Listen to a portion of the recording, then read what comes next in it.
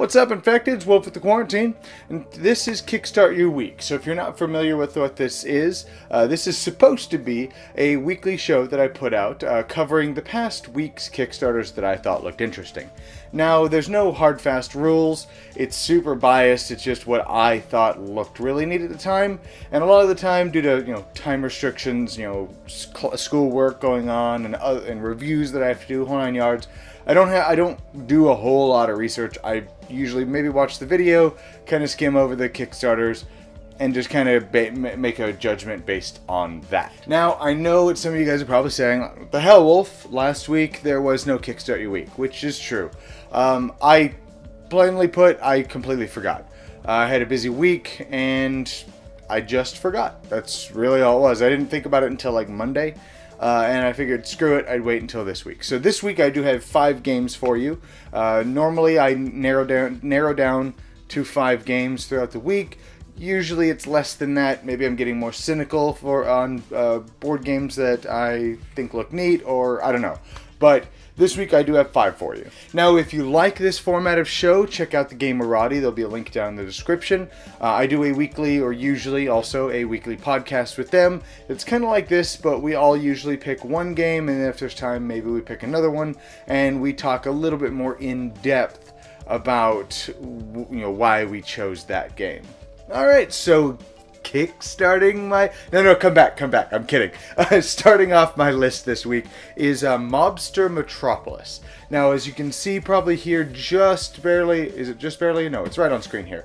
The Godfather. I love 1920s, 1930s style Mafia games, like Mafia-themed anything, really. I love it. And so I own The Godfather here. It's a good game. This looks like, honestly, a more in-depth version of The Godfather, where each one of the players, they're controlling different families. Like, I guess the Don has died, and you're all different, either different families or different parts of the family, and you're now vying for control over the mafia. And so what you're going to be doing is you are investing in different illegal territories, brewing or brothels all the way, brothels, drugs, whatever. And so you have your criminal empire here, and you're also hiring on muscle and help and people helping your family, really. Now the game seems to be hitting pretty much on all cylinders here. There's hidden movement, there is a blind bidding system, there's drafting, and there's also another hidden movement style thing. So basically the way it works, from what I can gather, is on your criminal empire, you're going to put these tokens down, whether you're going to be adding defense or you want to get more money. So if you want more money, you have to have less defense kind of thing going on. So it's kind of a risk-reward system. But then everybody gets to put these little wheels and figure out where they want to have their people go and hit, and drive-by shooting, or break so-and-so's legs, or do this or do that. And so everybody's going to, with these little wheel things, figure out where they're going to be hitting, and then they all get revealed. You put your cars out, and then they all resolve simultaneously. So now you have to go, okay, well, do I want to send somebody here just in case they hit here? But then you wasted it, and they hit over here, and it seems really, really cool. And then it's got a blind bidding system where whoever bids the most gets bonuses, but then they, of course, lose all their money. And then you have whoever the strongest person is, the cops will go and hit them. And there's so much stuff going on. There's drafting, and overall the game just looks really, really neat. And then again, I was already sold on the mob style game. Now, next up on here is Arena the Contest. Now, Arena the Contest looks kind of interesting. You have one board that is kind of a static stock board, and that you just add walls and a couple other elements to, and it can be played either competitive or cooperative. Now, if you play competitive, it's my team of adventurers versus your team of adventurers, and we fight. There's traps and all fighting. I guess it looks like monsters from the boards you're fighting the game, plus each other, and whoever is left alive wins. And it looks like it's got a combination of like card and dice-based combat, which looks interesting. With that said, I haven't actually played it yet, but it kind of reminds me of like Gloomhaven style combat, maybe. Again, I own Gloomhaven, haven't gotten a chance to bring it to the table yet, but that's kind of the vibe that I get from watching the video and kind of skimming over. Is you have a little bit of dice, a little bit of cards, and even though I know Gloomhaven I don't think uses dice, but you get the idea. So that looks really interesting. It claims to be very easy to keep up with and keep track of, where your stats on, it looks like your stats on the board, you're going to roll a die, the same color die as whatever your stat is. You're going to roll it, add your stat to it, and if their stat hits their same color stat, it looks like, then you would hit them.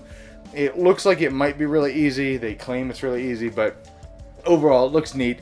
But then there's the cooperative mode where you all, I don't know, it looks like you both still have your adventure groups. So you have your people, I have my people, and then we're going through either one-shot dungeons or a campaign setting. So then you're leveling up, you're improving your characters, and they're carrying from round to round to round. But then you can also flip the board over, and it looks like you can make up your own scenarios and stuff like that, which I'm a big fan of that, because if it's a game you wind up really loving, you know, if you play through all the scenarios and whatnot, it gets like kind of lame.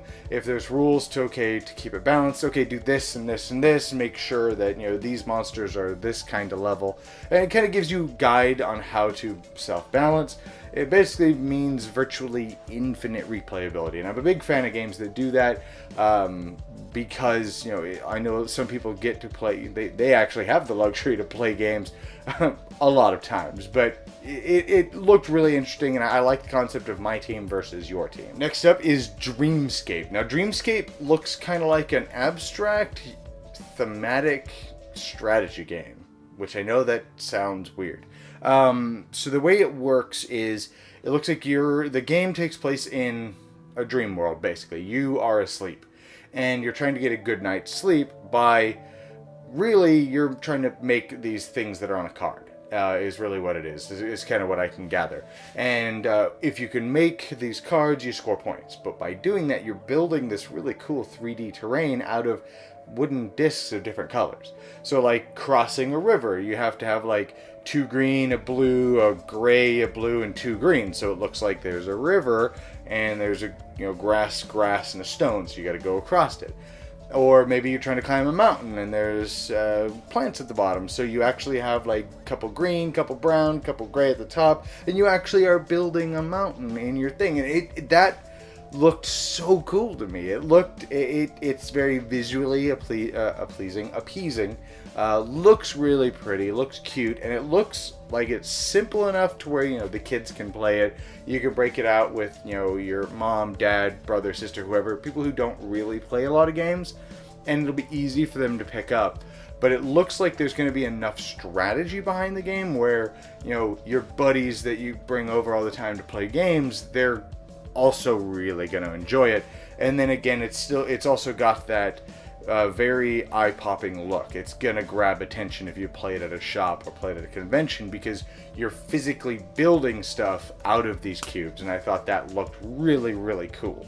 Next up on the list is Mystery of the Temples. Now, Mystery of the Temples is from Deepwater Games, which partners with Emperor S4, I think is the name. And I'm a big fan of Emperor S4 games. I've reviewed a couple of them. Shadows in Kyoto, Herbalism, and I cannot for the life of me remember the other one. It's Kamakamoji or something weird that I can never remember how to pronounce. But spoilers, if you haven't seen my review, they're really good games. And so far I'm very impressed with their games. And now this one looks like it's probably a bit heavier than the other ones in terms of you know, the weight of the game and how hard it is to learn to play. And this one you have different temples, and you're like a curse breaker, and you're trying to break these curses in these temples. And you're going to be doing this by moving around just a bunch of cards, because it's usually a theme in their game is, if there's a board, it's usually really small. Their games are like this big. So it's just a bunch of cards and the little fish tank ornaments that are gems. and you're trying to collect gems and put them on like a little player board that you have in very specific orders and symbols, and like the way they're placed is very relevant. You're trying to do that and get to the proper temple to break the curse. And I thought it was a very pretty game, and again, I'm already very impressed with Emperor S4 and Deepwater games thus far. And last on my list for this week is Unbroken, a solo game of survival. Now, this is mainly for the people who really like to play solo games. Now, I used to work at a call center. I hated that place, but what I would do is I would bring a couple solo games, Hostage Negotiator, and I have it over there. It's Starship D6, I think it's called, and Friday was another one that I used to play. And I would do that, in between calls, and while on a call, if somebody's just sitting there screaming at me, I would just sit there and play. And so I know there's a lot of people out there who play solo games, and occasionally I am in a board game mood and I don't have anybody to play with, so I will play a solo variant or a solo game.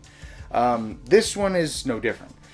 This one looks like it's more decision making than it is luck, like Spaceship D6 or whatever it's called. It's very luck based, mitigated with some decision making, but it's luck. This one, you are trying to not die and use your very limited resources, such as these symbols that you get. From what I can tell, you have so many of every symbol. You get some throughout the game, but you're spending them to kill these monsters, or you just lose health. So now you're kind of weighing, okay, do I need to use these symbols? Do I need to kill this? Should I just take the damage? Because the next thing may be stronger. Maybe I need these symbols. And it looked really, really interesting. I'm a big fan of solo games as well, because again, sometimes you want to play a board game and you don't have anybody to play with. And a lot of games that are designed with a solo variant, usually that solo variant isn't that good. This one is built from the ground up as a solo game. The artwork is really, really interesting, and like I said, it seems to be advertising itself about decision making and less about luck. Of course, you're going to have the luck of what monster's coming next, but mitigation through decisions, which is always, always, always a good thing. And those are my Kickstarters for this week. Now, my Kickstarter of the week, I'm very torn, to be completely honest. Torn between Dreamscape and Mafia, and I think I'm actually going to go with Dreamscape, to be honest. I think that Mobster probably appeals to me more personally, just because I love the theme, but Dreamscape just looks so creative, so vibrant. It's gonna definitely draw more attention, like at a convention, stuff like that, than the Mafia Metropolis is probably going to. But Dreamscape, just the fact that you're building stuff out of little wooden cubes, that's really creative. You're building these weird abstract things, but I didn't even mention you're also running away from like a nightmare. On top of that, you have looks like a little cartoony version of Freddy Krueger almost. And he's chasing you around these dreams, and you have ways to kill him. It didn't really touch on that I could see anyways. Again, I only kind of briefly looked over the page. But it looks so fun. It looks so clever and creative. And it looks like something that I'll be able to play that my 11-year-old daughter would enjoy, my wife would enjoy, my new sister-in-law is going to enjoy because she's not too much into gaming. But it's also going to be a game that, my core group would actually enjoy, because there's a lot of depth and strategy into this game. So I think that's who I'm going to give my Kickstarter, my arbitrary award of Kickstarter of the week here, to Dreamscape. Alrighty, and as usual, if you'd like to help support the show, you like what I'm doing here, you'd like to show a little bit of appreciation or whatnot, just simply watching this video definitely helps out. But if you'd like to help out in other ways, I have a Patreon down in the description as well. If you'd like to head over there, every little bit helps. If you're afraid of commitment, I also have a tip jar down in there that will allow you to make a one-time donation. Again, any little bit is definitely appreciated, especially because YouTube has actually pulled my monetization. So there's that until I reach over 1,000 subscribers. So definitely to help out with that, give this video a like, comment, subscribe, share, do whatever you have to do. If you're new here, stick around. Anyways, hope you guys enjoyed this, and I'll see you guys next time. in the quarantine.